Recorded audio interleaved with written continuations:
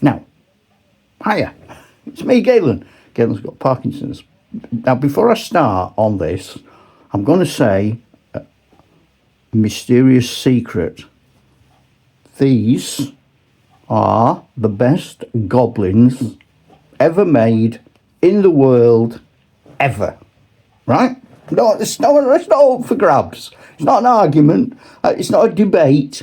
It's not a comment. It's not a, oh, would you like to tell me what your favourite goblins are? I don't care. These are the best. Right? I'm going to take you back in time now. Set the scene. Ooh. It's Friday night. All you've got to wear really are your one fancy shirt, your jeans that your mum's ironed, the wrong way along the flares, so they go that way instead of that way. And you've got your cedar wood deodorant, makes you smell like an old tree, bit of brute. And then you said to your dad, actually probably you said to your dad before this, can I have a bath? Not a shower. We didn't have showers. Get that out your head straight away. We didn't have showers. Can I have a bath, Dad? No, I'm not putting immersion on for you. Clear off. Well, he didn't say that, but he said words that meant clear off. Having immersion on in our house for like, I don't know, a search for the Holy Grail. Didn't exist. He had absolute, total power. So you could watch the telly in black and white. But in actual fact, half the time you couldn't watch the telly because we were on a 3-day week. Now, a lot of you youngsters don't even know what a 3-day week is. A 3-day week is when, because of strikes and industrial action, we ran out of electricity. And it all went off, everything, for 3 days a week. I worked in a clothing shop. And it was like, it had no windows. It was just like down a back alley. And we were trying to sell suits in the dark, holding gas lamps. Miners. Some strange. If somebody wanted to see what colour it really was, we had to take them outside. It was mental. Can you imagine today if literally everything you use went off for 3 days a week? No computers, no YouTube, no phones, no nothing. It's gone for 3 days a week. You would cry. Trying to paint figures by candlelight. These are dark, gloomy times. Everything's in black and white. The telly's in black and white. The world's in black and white. Even your clothes might look colourful. I had some purple loons. But black and white photos, they still come out grey. It don't make no difference. And you go to War Games Club. And you play your Napoleonic Hinchcliffe 25mm war game using War Games Research Group rules, because there's no else. And then one day you see those.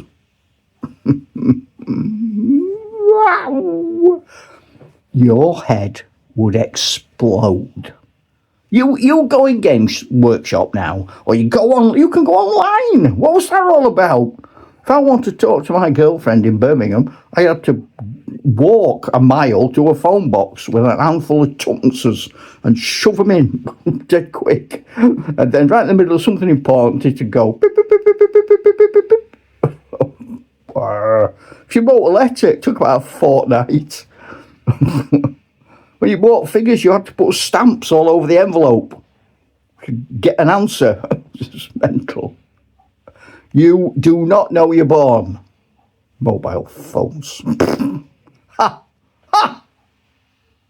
So, I digress. These chaps came out. I loved fantasy, I loved Lord of the Rings, and I love everything. C.S. Lewis, I loved sort of more obscure fantasies, like the Victorian stuff, William Morris and things. But there were no fantasy figures.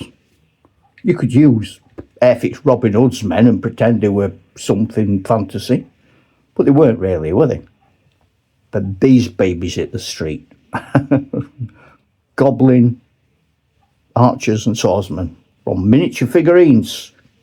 God love them. 1973, I think we've decided, looking at the Airfix catalogue.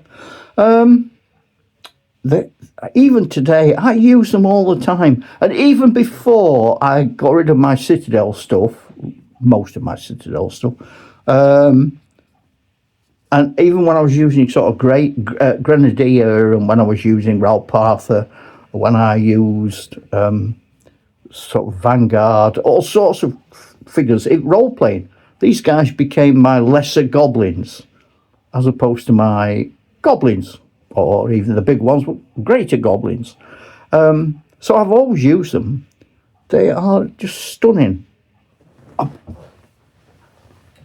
It's hard for you to imagine today how exciting this was. And it's the excitement of this that makes them the best goblins ever. Because they were the first. Like Neil Armstrong landed on the moon.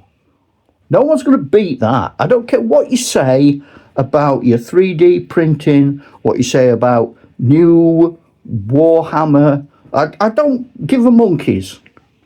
Because nobody can come first. That's it. They were first. They were first, they'll stay first. That's history. That's true. That you can't undo that. You can't discover that somebody landed on the moon before Neil Armstrong, because they didn't. It's a historical fact. These are the boys. And I just think their poses are amazing. They look like they're sort of dragging their knuckles and scuttling along. I honestly, not just because of all that nostalgia and the history and everything, but I just think they're great figures. I don't think their bows would do much damage to anybody. Looks like they'd probably be firing pins. But, you know, they're goblins. You've got a lot of them, so maybe that's how it all balances out. So, yeah, so I love all these old figures. I really do. And when I watch YouTube, younger YouTubers, a lot of your wargaming, get fantasy gaming, whatever gaming you're doing, starts and ends with Warhammer. All I'm saying is there was a world before Warhammer. When Citadel White Dwarf came along, I was engaged to my wife. You know, you look upon it, look back and think, gosh, that was, I don't know, 30 years ago. Yeah, right. Go on. I can tell you about 60 years ago. So, make of that what you will. It were ages ago. To me, 20 years ago is like, bang, bosh, gone. 20 years ago is nothing. 50 years ago is nothing. I can remember games we had 50, 60 years ago. Me and my brother, my middle brother now, at the time he was my youngest brother, but we played a game using these miniature figures, and at the end of the game, he had all the bad guys and I had all the good guys, and at the end of the game, he had one evil tree. It was a miniature figurines Huon, and it was evil. It had gone all bad. And I had one dwarf. Everyone else was dead. We didn't do morale back in them days. We didn't know about it. Everyone else was dead. And one of my elves with a burning arrow had set his bad tree on fire. No. But it weren't dead. It had to throw a 6 before it dropped dead. So every move he had to throw, and if he got a 6, he dropped dead. And my dwarf, with his little axe, because they were little axe, he came running up and he started chopping the tree. So he had to get a 6 to chop the tree down. And the tree had to get a 6 not to die. But the tree was a lot more powerful than the dwarf. And so the tree splattered the dwarf with one of its big roots, promptly threw a 6, died and fell on him. Battle ended. Nobody left. Those were the days, my friends, we thought they'd never end. We'd sing a dance forever and a day. In that tune. Ta-ra, Chuck!